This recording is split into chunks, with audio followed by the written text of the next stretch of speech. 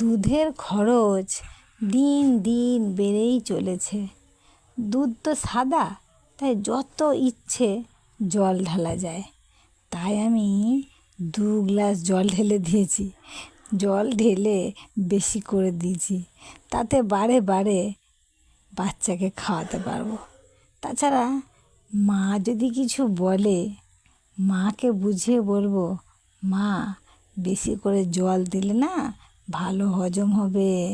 তাহলে মা আর বুঝতেই পারবে না। আমি দুধ বেশি করে জল ঢেলে বাড়াতে চেয়েছিলাম, কি করব?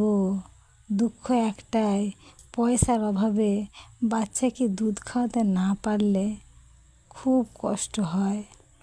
ওর তো খিদে পাবে, জল দিয়ে বেশি করলে যখনই কাঁদবে তখনই একটু একটু করে বারে বারে খাওয়াতে পারবো। চাল ডাল সবজি সব কিছু ঠিক কেনা হয়, কিন্তু বাচ্চার দুধ কিনতে গেলে মনে হয় বেশি খরচ হয়ে যাচ্ছে। ভাবছি গয়লা বাড়িতে গিয়ে কাজ করব। তাহলে ওরা আমাকে টাকা দেবে, আর তখন আমি বলবো টাকা দিতে হবে না, আপনারা তার বদলে আমাকে দুধ দেবেন। তাহলে বাচ্চার আর দুধের কষ্ট থাকবে না, সব দিক সামলানো যাবে।